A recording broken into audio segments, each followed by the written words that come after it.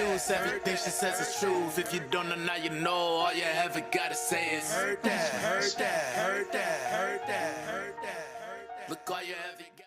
What's up, Heard That Nation? Listening in the United States and around the world, you are now listening to the Heard That with Marisa Tigney podcast. If you are watching right now on YouTube, hit that subscribe button so you stay in the know of every new episode and guests that I have on the show. As you can see, if you're watching on YouTube, I'm in a different location today because Texas decided not to act right, so we got a snowstorm going, but it's not going to stop us from getting some amazing small business and business startup advice from my guest that I have right now. He's a registered nurse, but that is not his end-all be-all as far as his career concerned. He is an entrepreneur. He is an author. He is a small business financial strategist. I'm so excited to have him on the show as he's going to drop a lot of gems and some tidbits for anybody that is wanting to start a business or is stalled at their current business that they have going on right now. My guest, Bryan Russell, is here on the Heard That podcast. Welcome to the podcast, Bryan. Yo, thank you so much, Marisa, for having me. First off, this has been a pleasure. I know I've been talking all week. I've been telling everybody about, I got this interview coming. Make sure y'all tap in. It's about to be so crazy. I've been telling everybody it's about to be a movie. So, thanks again for having me. Absolutely. I think what you have is going to help a lot of people that are either they have a business plan, they don't know what to do with that business plan, and they feel like they're stuck, or they currently have a small business and they feel like that they're just basically stagnant. So the thing that I said in the introduction that was really key that everybody needs to hear is that you do have a career, you do have a job, and people don't realize that their job basically holds them back from the potential of doing something that they are passionate about, that they want to do. So you are not only a registered nurse, but you are an entrepreneur. So with you doing your nurse, you doing and helping people as a registered nurse, when did you get that idea that, I love helping people. I love taking care of people. Yes, I am a nurse, but there's something more that I want to do. When did you tap in yourself of saying, I want to pursue some other venues, some other things in my life? Yeah. So two things really quick. First off, I kind of had the dream of, wanting to start my own business because I feel like it's some people who just gotta I just want to have my own thing. It was a big goal of mine. And on top of that, with the whole, I have my career, right? However, I do feel like it was very important for me, and how I knew I was going to be successful in business was because I feel like even before I got into doing what I'm doing now as an entrepreneur, I felt like I had to be a good employee first, right? So, it was very important because I feel like for you to go ahead and thrive in your business, I feel like you got to be a good employee first. Correct. That's why I over deliver every time, and every time I go to work, I show up and show out every time. So I already know me getting in entrepreneur space, I was going to do the same thing. And, got a 5-star rental car business, got a whole bunch of other stuff going on as well. Like I said, just being a good employee first was my foundation. But again, I just knew it was time to go ahead and start my businesses up. And I'm going to give them a few plays on the best way to do so and how to approach it as well. Let me ask you before you go into the plays that you have, because these are going to be really good. I think a lot of people need to catch what you just said, and that is you have a job and you need to represent yourself as a great employee, and that's where a lot of businesses stall because that reputation is key. Where people have a business, but then when they go and open it up and everything else, it's either the owner doesn't show up on time, or the prices are way too high, or it's inconsistent as far as product, as far as, something that is attainable and out of reach, or they go on their website is out of date, or they go and click on to an item that they need and it is still out of stock like months later. So it's just like, that is such a gem that you just dropped right there about being that employee and, being that example, because that's going to carry you into, like you said, your startup business, which you have. And I want you to talk a little bit about that, how you started that people are going to see that your reputation, not only as far as your career, but also they know that you have a great reputation for when the businesses that you have. That's very important for somebody that's hearing this, that's watching this when they're starting a business. Yeah. And real quick, while we on that, along with being an employee first, real quick, I feel like, again, like how are you going to show up for your business if you can't even show up for, if you're an employee first? Like Hmm. that's why I'm saying you just gotta be a good employee first. It's just because with business, it's a lot that goes on with business. You're dealing with different Exactly. personalities. Yeah, and if something goes on, you gotta learn how to pivot. And it's a lot of skills we develop early on as an employee first. You know what I mean? So Hmm. that's another key thing. What I do is I actually started on Turo. I started with the car rental business, right? Hmm. And then eventually got into private rentals. So now I just book direct to customer, right? And now I'm a business consultant. I'm gonna be teaching you guys about how to get up to 100K plus in business funding, and then how to properly start an LLC, which is most important because it's a lot of people who go and start their businesses and they're not structured properly and they don't even know it, Hmm. right? And eventually try to go get funding or make something move, they might be getting denied or they might not be getting as much funding and they don't even know it, right? Hmm. And this is basically what I do. I also teach people about financial literacy, how to go ahead and get a 700 plus credit score themselves, right? Hmm. It's just information we don't know that hurt us the most, and I'm just here to fill in the gaps. But I will say this, and you guys are gonna be hearing me saying this a whole lot during this interview: mentorship, right? Key. That's big. It's major key. It's major key. That's And I, big. and I absolutely, this is the fastest way that I excelled in my businesses, right? Like me going to start my private rentals because I wanted to make some extra money doing instead of going on Turo. It Hmm. would have took me so long to go ahead and just figure everything out myself, right? It was kind of just overwhelming for me. When I reached out to a mentor who literally showed me the steps A through Z, and I was able to get things in motion right away.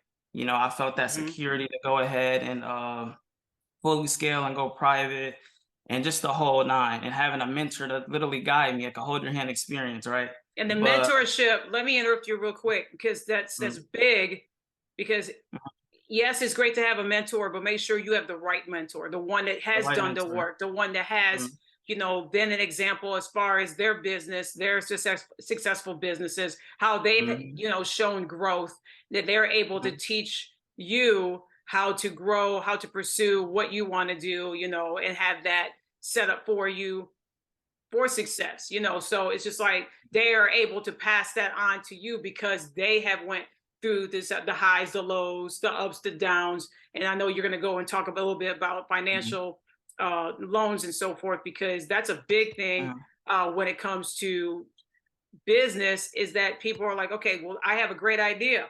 I want to go and I want to tap into that. I have the business plan. I have the goals. I have what I want to do. I have it all mm, the way down to the bullet points. I have, all of this set up. mm. Money is stopping me from pursuing. So go into about Exactly. that, about Hmm. how someone can actually get funding for their business, because you hear a lot of Hmm. people saying, well, I try to go and get funding, but they're telling me I need to have this outrageous credit score, or I need to have Hmm. this much in the bank to achieve that. And through your class and what you teach and the little bit that I Yep. saw, that's entirely not so. Absolutely. Again, it's information we don't know that hurt us because, and the reason why most businesses fail, by the way, is because lack of capital. Like they don't know they don't have funding, and knowing how to get funding, let alone, you know what I'm saying? So Yeah. again, me being a business consultant, they have the plan. They go ahead and see me, and I help them get funding for it so they can actually give their business a chance to grow and scale, right? Hmm. So, so yeah, I want to, without further ado, I'll go ahead and get into business funding, how to get it, all the ins and out, what do you need? And this is pretty much kind of how my master classes are set up, but I definitely wanted to come on the show and let all the viewers listen in. Again, if they had this problem, at the end of this, my goal is to have them fully understand exactly what they need to go ahead and go catch a bag in business, right? So when we talk about business funding, right? Um, first of all, when we think of business funding, typically people think there's just a business loan or something they can get, right? Hmm. I teach that, like, there's multiple forms of business funding. I call it business credit. When I say I can get you access to 20, 30, 50, 100,000 in business credit, they were thinking, oh, that's a bunch of cash. Like, how are they going to be giving me that much so fast as a brand new business, right? Hmm. Or as an existing business, right? And so we got to understand that business, it can be in a business loan, yes, or it can be in the form of a business line of credit or business credit cards, right? Hmm. And my thing is, however I can get it to you, is money, all money spends the same, right? Right. So how to get business funding? A lot of people might go in, and even with decent credit scores, sometimes they go in and they're getting business funding, and they might not be getting that much or not any at all. And the number one reason why is because they're not set up business. They're not set up properly, right? Because most people, we go set up our LLCs and get our EIN, which is like our social security number for our business, and then that's it. Like they're going to apply for funding and thinking they're legit. But if you think of like, our business needs to be set up just like the bigger corporations, like seriously, like the Amazons, the Prada, you name it. Like we need to literally, for our business, we need to be structured properly from the first thing.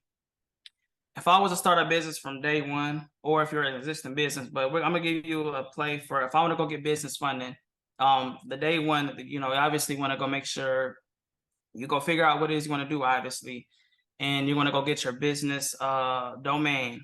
So that's like, okay, maritapodcast.com or whatever, right? You go lock that name in. If no one has it, cool. Then you want to go get your business email. You can, and you get your business address, right?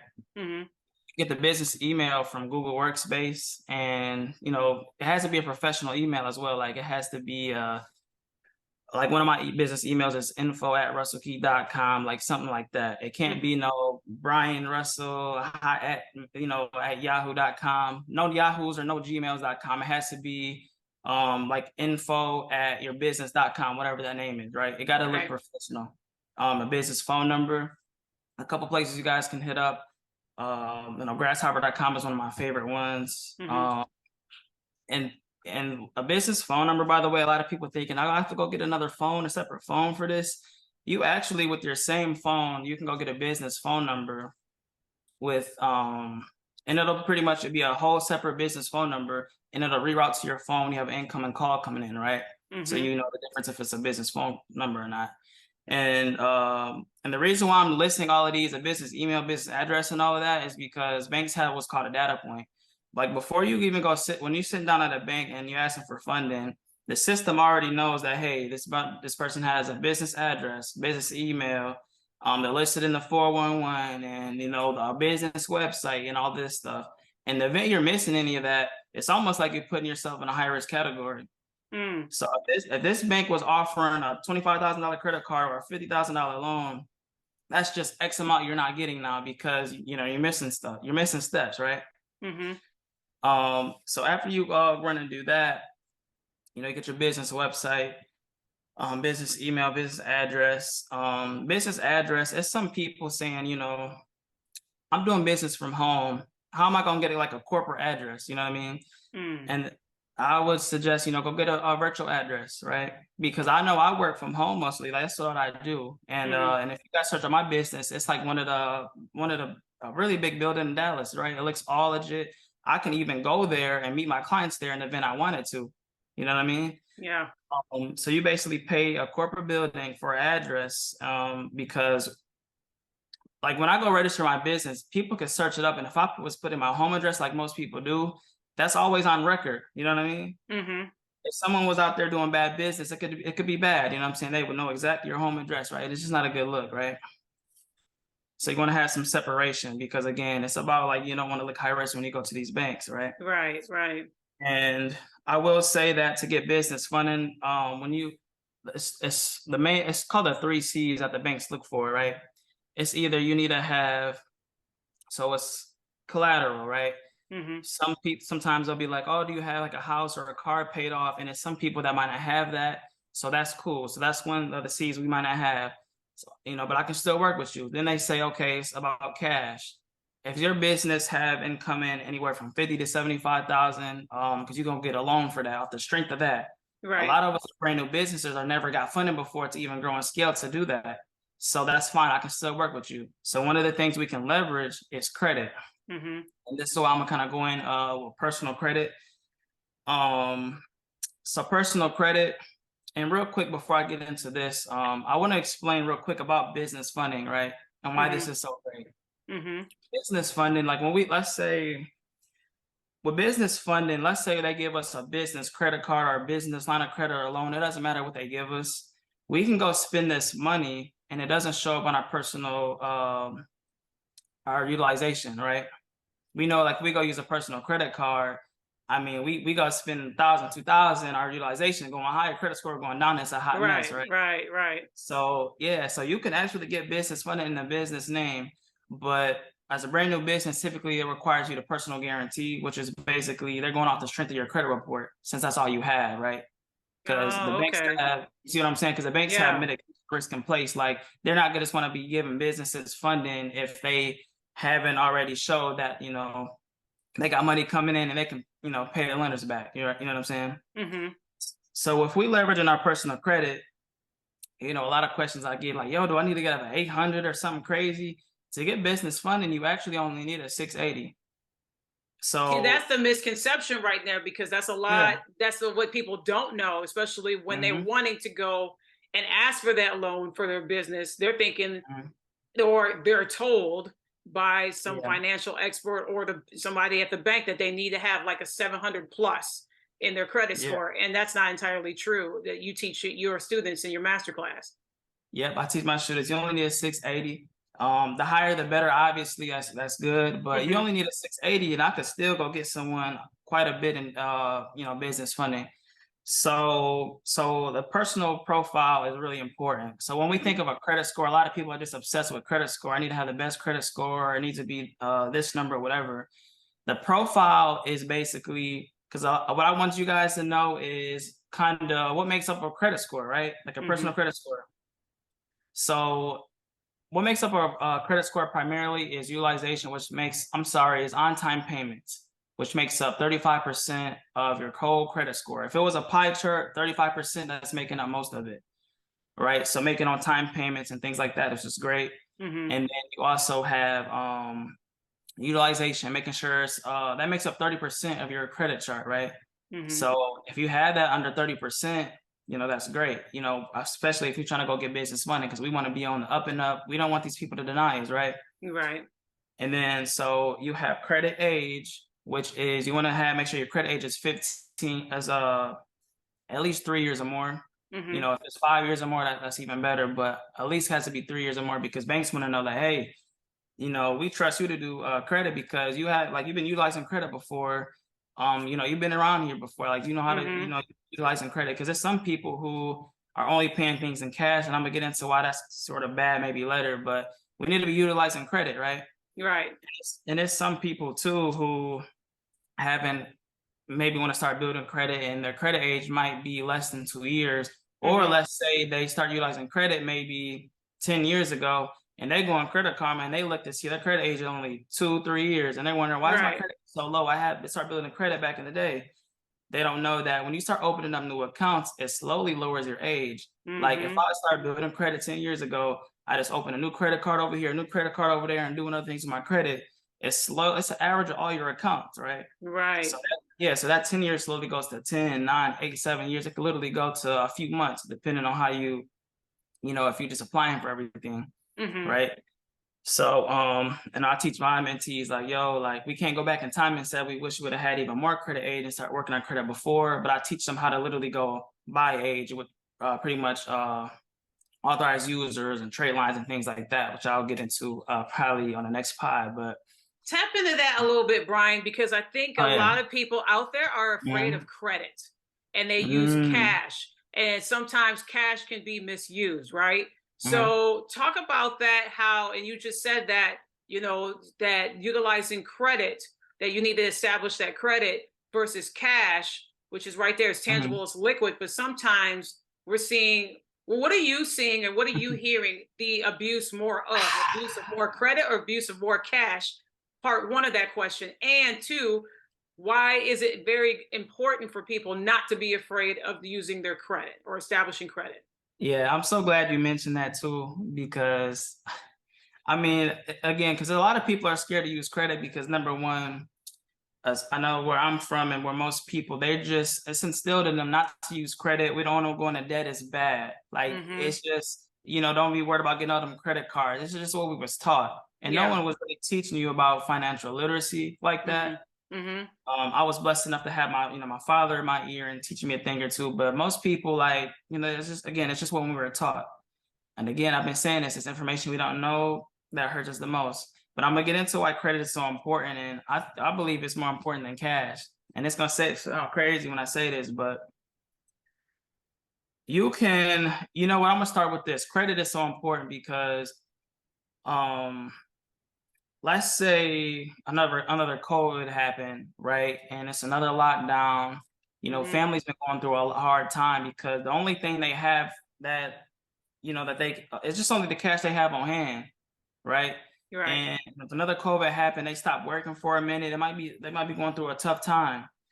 With good credit, you could literally have access to a large line of credit with different credit cards, lines of credit. I know that if another like event like that happened, and if I wasn't working for a minute or something happened to me, you know, and I wasn't able to have income coming in, I have access to such a large line of credit, right?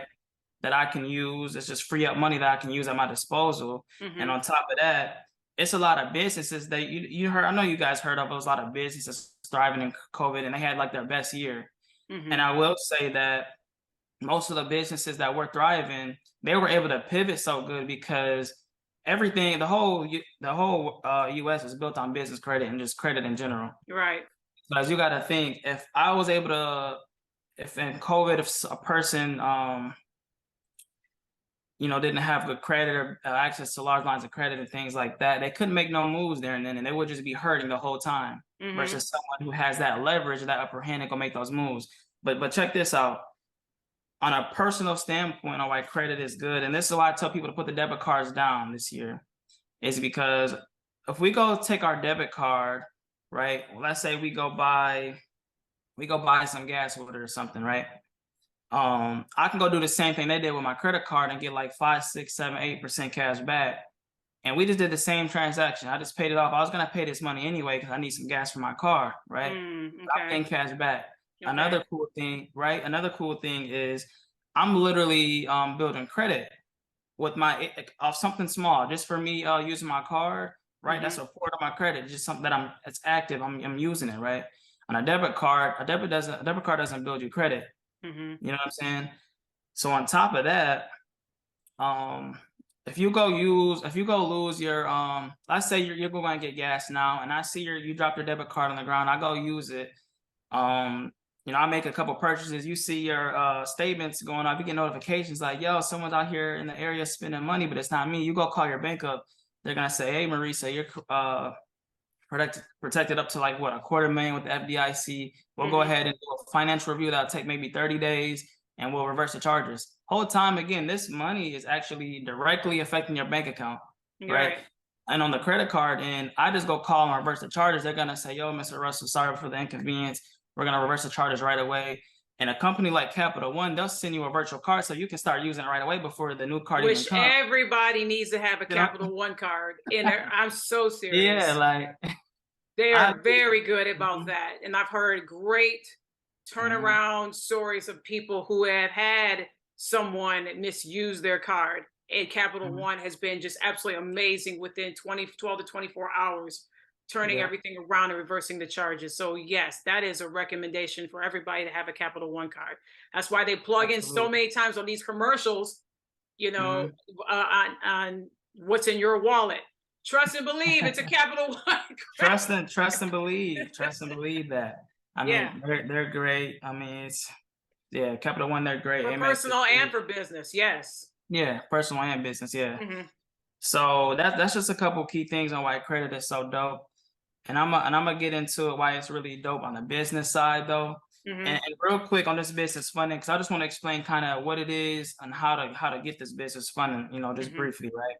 So we talked about, you know, you need the business email, business address, and all that, the domain. You got register your EIN and all that.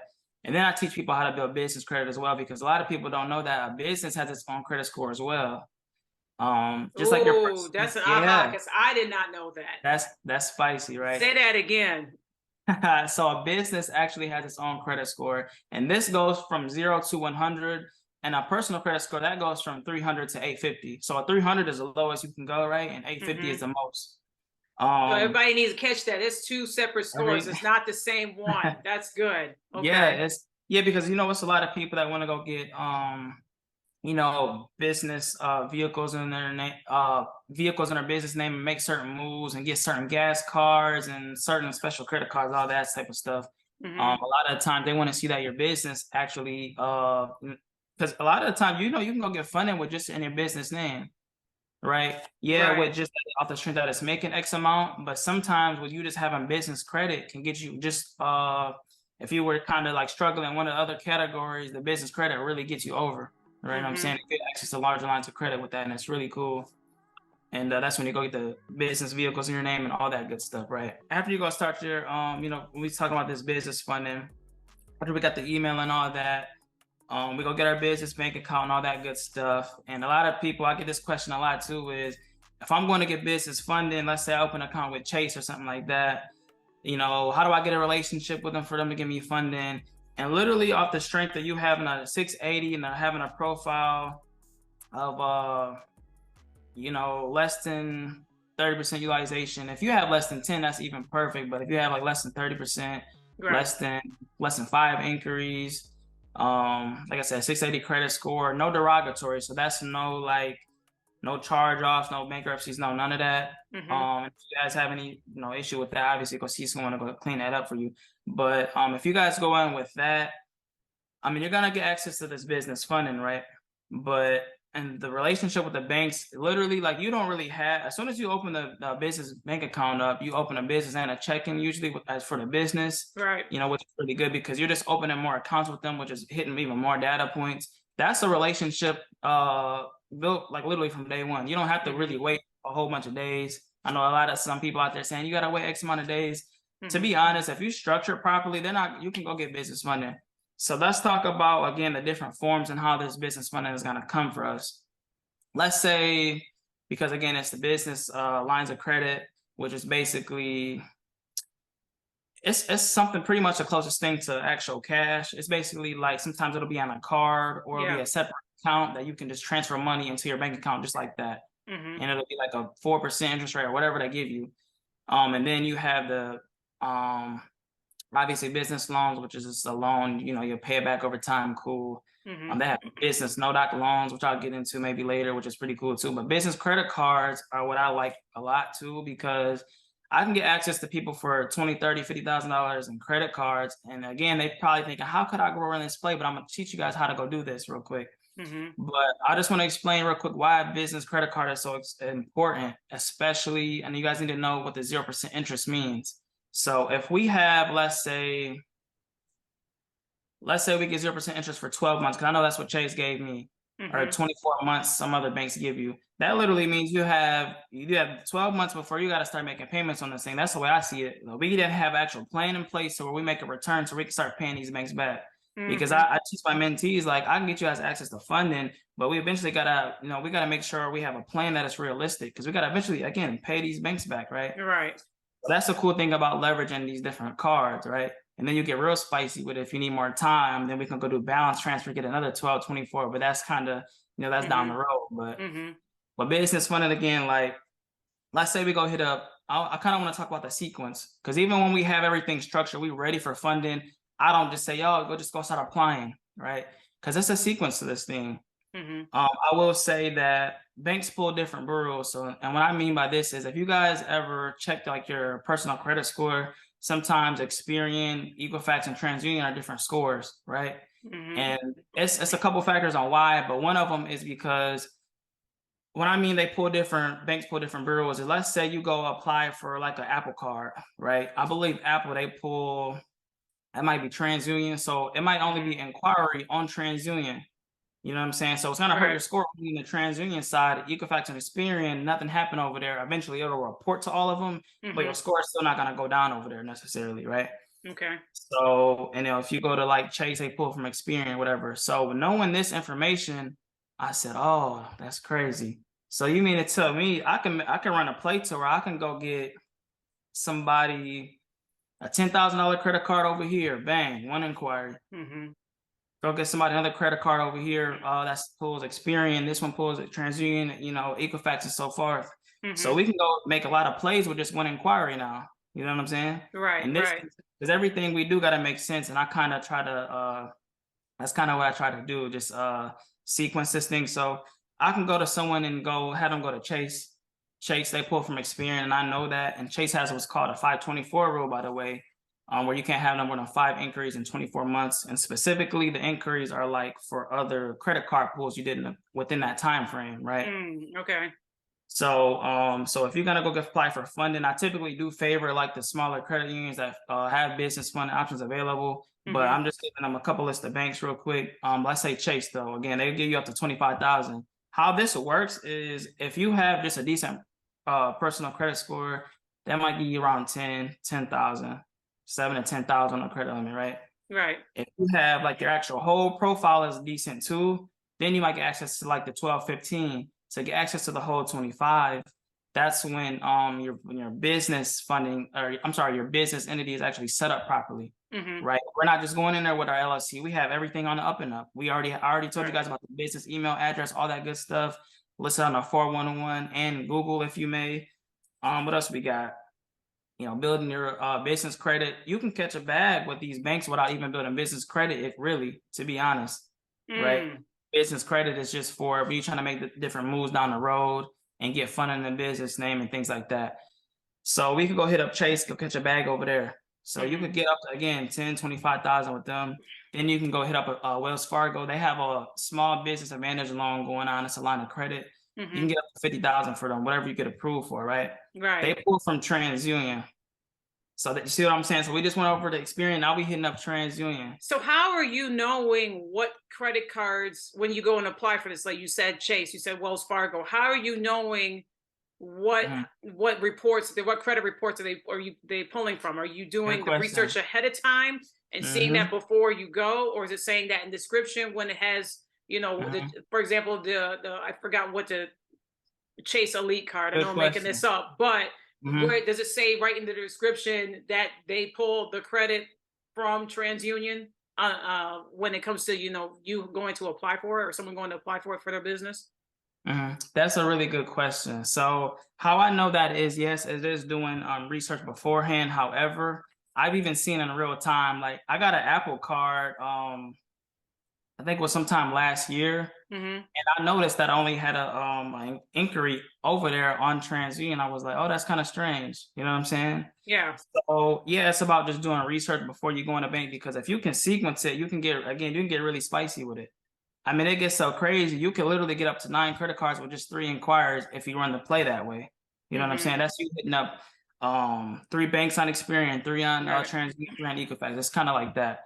And some of the banks, though, you can sometimes call them, sit down with one of their representatives. Some of them, a lot of them do know, you know, what they pull from. They've been working there. Sometimes they'll be like, you know, we don't know. The only way they'll pull from 2 bureaus is if they normally pull from like Experian and your Experian isn't that good, then that's when they'll go pull the TransUnion as well. You know what I'm saying? Yeah. But typically, like they'll only pull from one bureau. But that's a really good question though. And that's something for somebody to know. I mean, especially when they're going into the banks, because again, you had touched on that about going into the banks with confidence and not being nervous about it, because it's important to do the research and know what you're talking about and what you're going into there and talking to that bank financial person of the expectation of what you want, you know, as far as credit card, as far as a loan. The research is very important and very key when you go and do those things for your potential small business. Absolutely. And what's crazy too, I remember going to Wells Fargo and Chase too, because it's literally like, they told me like I was the most prepared person they ever had even come in the branch. I'm talking about, I come with my little plastic binder. I got all my documents in order, business address. I mean, literally everything, all my ducks in a row. So literally whatever you ask them for, they're going to give it to you. But again, that's because I'm on the up and up. And by the way, part of the reason what got me in this space is because I got a mentor in the business credit space. Right? And I'll touch on that too when I talk into mentorship. That'll be probably the last thing I hit. But yeah, that was a good question. So we just talked about Wells Fargo, then KeyBank. They pull from Equifax. So a lot of the time, someone's Equifax might probably be their best score because most people pull from TransUnion and Experian favorably. Yeah. So yeah, so then you just go leverage some different Equifax banks. You know what I'm saying? I show my mentees, I give them a long list of different banks I pull from each one, and they can kind of just run the play however they see fit, whatever banks is, stuff like that. But Key Bank, they have like a no docs loan. They can give you up to 50,000 in a loan, and this looks like basically you don't have to show no tax returns, no none of that. No docs loan is just off the strength of your personal credit report, and that's it. And again, when you sit down with these banks, obviously, like having all your ducks in a row, looking like a legit business and a business plan, they're gonna work with you. And it's crazy too because you can almost double dip. And I just gave them over like 100K, I believe, just like that, just in different options. But another play again is you can just get business credit card with 0% interest if you wanted to run that play. Get 10 over here, and you could do that play as well. But you could double dip because, like with Chase, you could go like Chase, you could double dip. You get their business credit card, which we know is not going to report on our personal credit, which is great. But then if you just want access to even more funds, then while you're there, you could get their personal card as well. You know what I'm saying? But And these banks don't have that option. Here's the thing you said, and I think people need to grasp onto it because this was one of the things that I brought up to the listeners and the viewers. What is some of the things that has made your business go sideways or not fully be prosperous and financial is because they had married their bank account and their business account and their personal account together. And that's where a lot of people have saw that they were in the negative both ways. Like you already tanked in your business, and now personally for your personal, when you have simple things, you got to pay this light bill, you got to go grocery shopping. Well, you can't because you decided to marry both of the entities together, and that is a dangerous big no-no when it comes to business and personal. Those are two different entities. You just you kind of segued onto this next topic I wanted to talk about. But what we were talking about commingling personal and business, you want to have a separation. Like that's the reason why we have LLC or the corporation, because we want to have some separation between that and our personal. Yeah. Like technically, that's almost like it's pretty much you're stealing from your business, and it's technically illegal when you do that. You know what I'm saying? Like you're supposed to have a separate business bank account and all this good stuff that's separate from your personal. On top of that, it's not, it's a lot of people. We need to make sure we get merchant accounts via like PayPal or Stripe or whichever you use, or if you use your banks. This is how you take your forms of payment. So you're not supposed to be taking Cash App or anything for your business. So, I mean, if it's somebody out there that's doing hair, nails, I don't care, babysitting, whatever you're doing, using Cash App, that's not what you're supposed to be doing. That's not going to work. Especially you cannot follow up with your cash because that is one of the accounts that gets tampered a lot. And I've heard nightmare stories when it came to Cash App because that has been the one that's been easily tampered with and can get hacked. And once that money is gone, good luck getting a hold of somebody that is going to refund that, because 9 times out of 10 they don't. Yeah, and here's another thing too. So when we go sit down on the banks, we kind of just messed up a play. If we were the whole time getting, and they might have been making a decent amount of money too, getting these Cash Apps, you know what I'm saying? If they was a barber or a hairstylist, whole time, because they're not having this going on business, even if they have LLC, it looks like they have no taxable income, which in terms means they haven't made a single dollar in this business yet. You see what I'm saying? Yeah. Yeah, it's literally crazy. Like, so we need to be like on the up and up as a business and be running as a legit business though. But you said PayPal is legit. If somebody was coming up and starting and they're saying, okay, easy access for somebody to pay me is through PayPal or through Square. Would you is that something that you would suggest?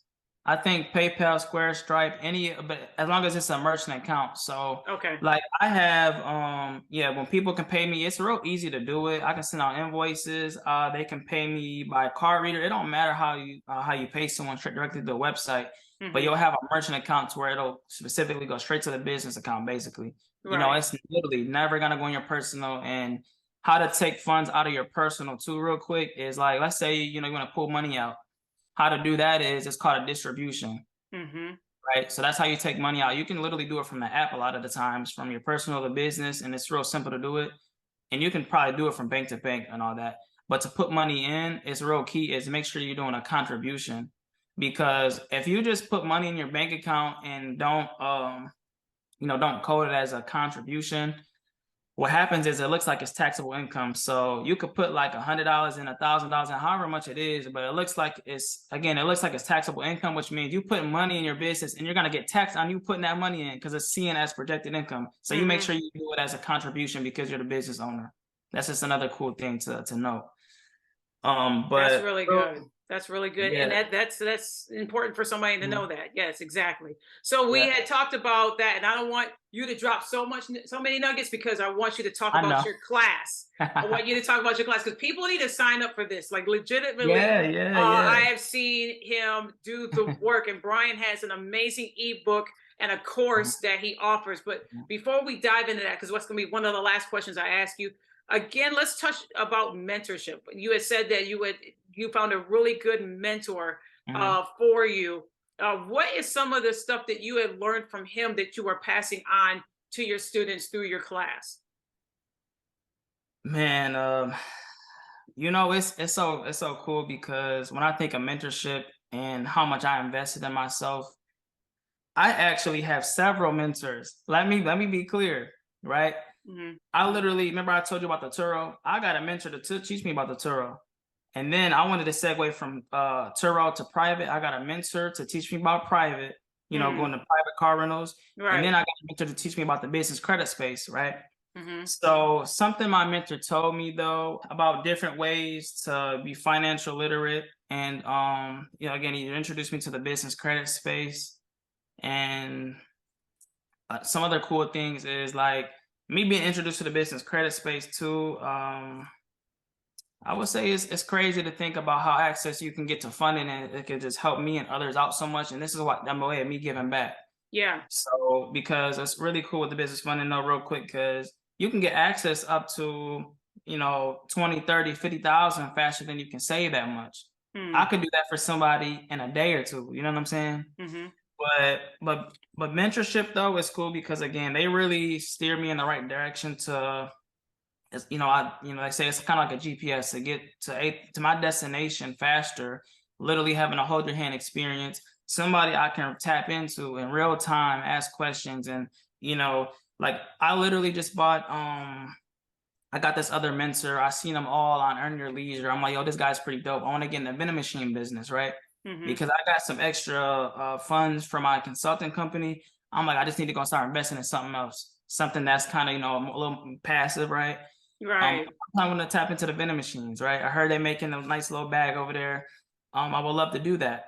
And I knew I was going to be successful in it, just like how I was with the car rentals, with the consulting and things like that, because it's kind of like I'm rinse and repeating. I actually practice what I preach when I talk to my mentees. When I say, go get you a mentor, I teach them how to go get a bag, but I tell them get a mentor in whatever space it is they want to, achieve in. Right. Because I want to get in the vending machine business.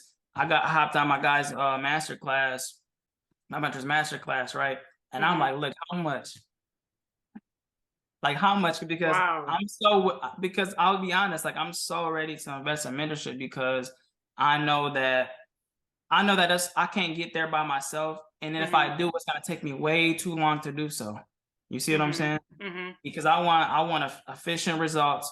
Obviously, success shows receipts. So obviously tap into mentors who have done X, Y, and Z before, who are and someone that's going to be honest with you, that's going to tell you, transparent, yes, transparent. I need to know the good, the bad, the ugly. I mean, literally all of that. You know what I'm saying? Like, so that's pretty much a thing I got from mentorship is like, and one of the things that I show my mentees is to let them know I'm really there for them, and I'm gonna show up and show out for them every time, and somebody they can really count on. And it's kind of like accountability thing, like making sure that we all on our stuff and taking care of what we need to do. But mentorship though, it really is a cheat code. Like seriously, like if I know if I wanted to go start a clothing brand tomorrow, I know somebody right now I could tap in with that will literally mentor me and show me everything A through Z if I wanted to do that, something like that. You know what I'm saying? Right. Exactly.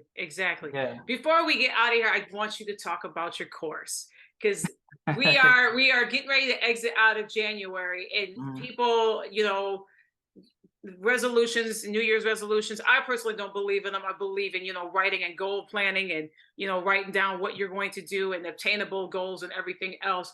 And people get frustrated with, first and second of January go by and they already broke their resolution and they already have, given up. And especially I hear a lot of stories when it comes to finances and businesses and everything else. The plan didn't go through. They didn't get the loan. They didn't get the approval. They don't have the name. They don't have, the person that they were going to partner up with decided to drop out and do their own venue. And so now, resentment and everything else. And I've heard story after story after story. But you talk about so much of these topics and more in this class that you have, which is absolutely outstanding. So talk a little bit about your class and your ebook that goes along with it to everybody that's listening and watching. Right. So I'll talk a little bit about my class first. So I do have free classes every Thursday, typically. I know next Thursday is my birthday. This Thursday coming up, I'll be turning 25. So I still might even fit a master class in there. It's going to be a birthday master class, everybody. But my master classes, though, I pretty much teach people like almost what we talked about on the call.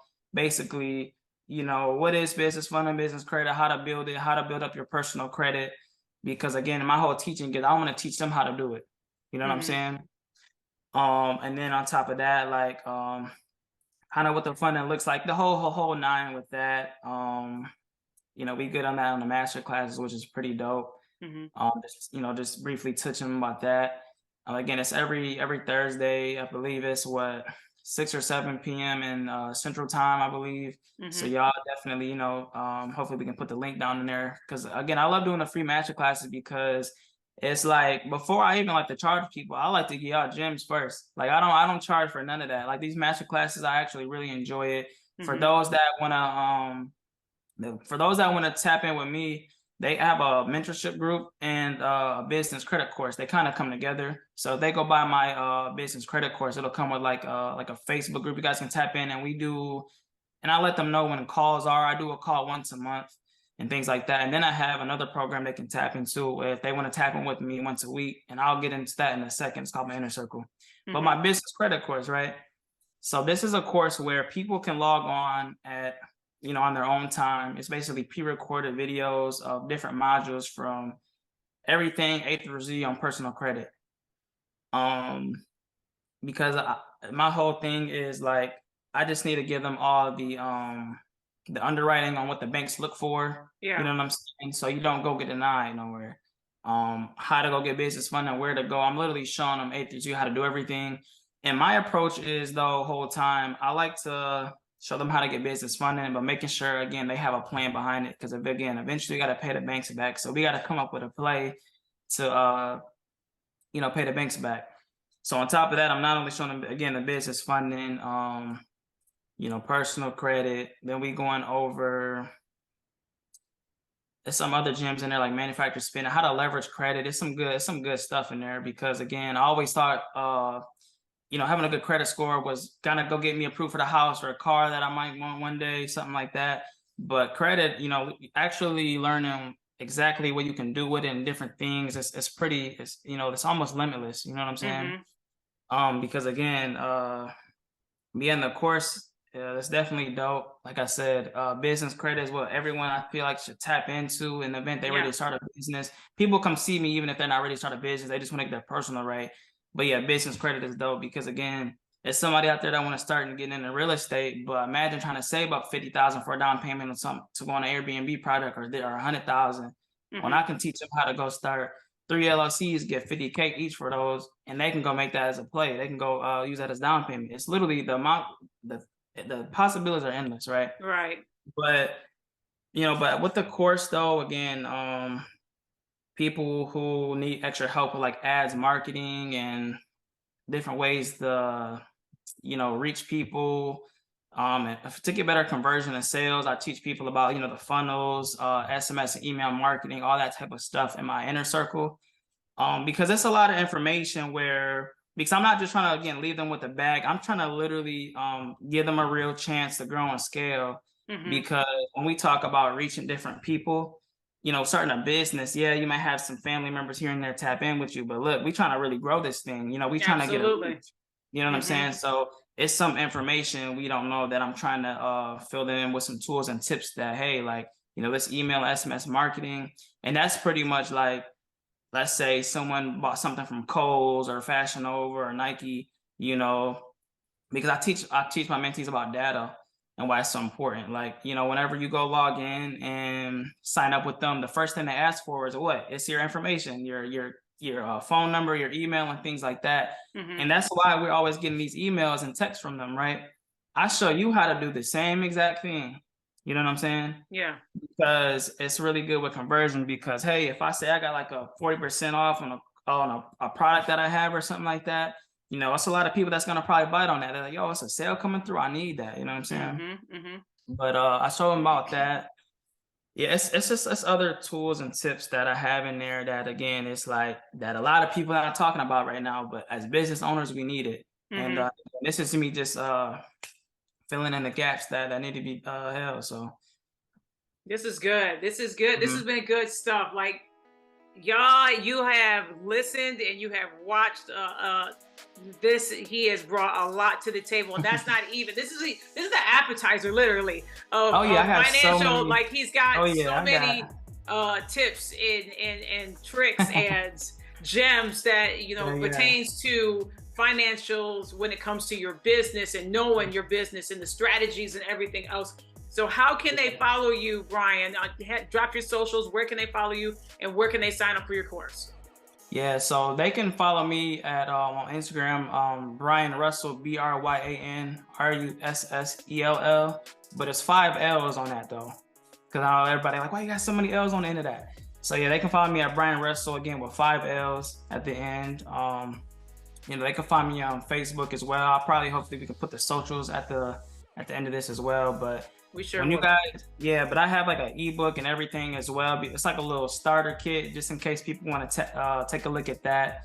The ebook is pretty dope as well. But yeah, hopefully you guys, I'll give you guys some information. I know, but weeks prior to this call, I was talking to Marisa. I'm like, can I squeeze this in here? Because that's so much more I wanted to give y'all, but. Again, we want to give them a sample. We want to give them a sample because they're going to get, they got the appetizer, but we're going to give them, the salad, and they're going to get the entree, then they'll get the dessert. Because it's the course of somebody that is business minded and ready to take that next steps of making their business grow and making their business successful.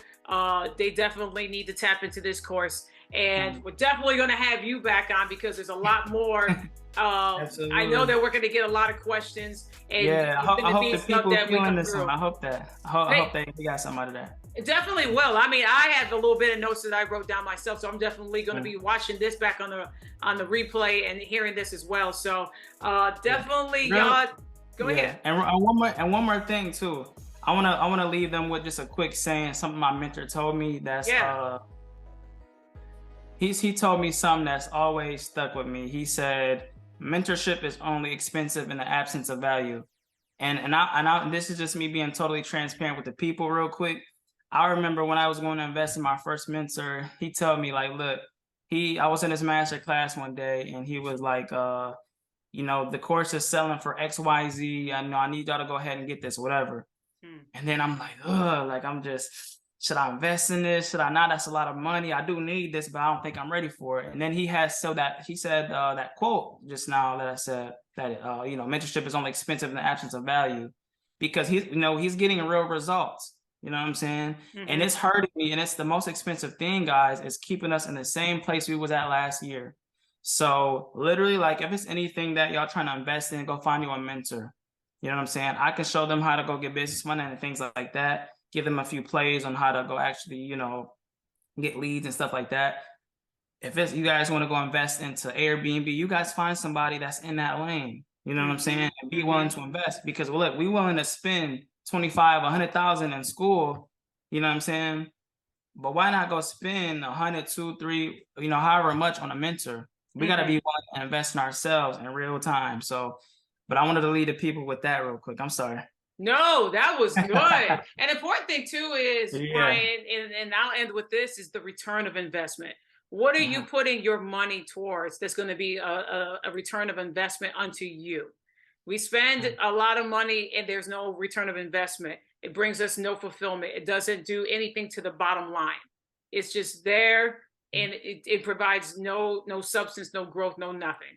I'm so glad you said that. Yes. So that's why I have this tool, and I gotta figure out a way to get this to all your viewers on here. It's this tool I have. It's like a Google Excel. It's basically me crunching all the numbers and going over all my finances for personal and business, but particularly personal finances, right? Mm-hmm. Because I had to go take all my income I had coming in from what it is I do, my job and all that type of stuff, and then what was going out. So obviously, you know, get my finances in order and see what I'm actually spending in real time, right? Yeah. And I classified everything as, was this a bill? Was this just like a utility bill, like something I can't go without? Or was this just like a little, I classified as like cash, something that I don't necessarily need, but I'm paying for monthly. But then this got me a overlook over my finances, right? But what I got from it was, okay, this kind of told me exactly. I also was seeing how much I was saving. Yeah. And then, so I got to understand, okay, I'm saving, but I also need to be investing. So we kind of need to figure out, are we spending too much? And at the same time, are we not spending enough, spending any money investing? Because I think that's one of the most important things, because looking at a day-to-day spend, we losing money every day if it's sitting in your account, because obviously inflation, every time you spend $1, you're getting taxed. All that money you had coming in is getting taxed. Right. You know what I'm saying? And so literally investing is key. And for those business owners, it's so dope, because saving is really key. And business owners, the tax code is actually set up for business owners. I'm not no means a tax specialist or anything like that, but one of my mentors broke down to me about the tax code is how it's set up for entrepreneurs, though, because we spending so much money on taxes, right? And things like that, so much money going out when you're a business owner. Because when you're a W-2 employee, if that's all the income you have coming in, if you're making, let's say, $100,000 as an employee, what we do, we get our check and it's already taxed before, and then we gotta go pay the IRS and it's all crazy, and then we go get to spend our money. It's crazy, right? As a business owner, we get our money, we get to spend it first, and then we go pay our tax at the end of the year, and that's after we did all the tax write-offs. So you might have a zero bill, depending on. So you should say. So the tax code is literally so dope for a business owner, and it's the way to go, the way to invest. Everybody, we just need to invest in ourselves, Invest in ourselves. We're going to leave it right there. Definitely going to have you back on, because we're going to talk more about investments and have more of these financial segments, because it just can't be just a one show. Like throughout the year, people are serious about making their money grow and being wise with their finances and seeing their business grow. Definitely need to invest and take the time in it and put the effort in it. Bryan Russell, thank you so much. This was great. Thank you for all the wisdom and the gems you dropped. Definitely going to have you back. I appreciate you coming on the Heard That podcast. Absolutely. Thank you so much, Marissa. You're welcome. And for everybody else, thank you so much for watching and tuning in. As I always end the show, take care, stay safe. We out of here.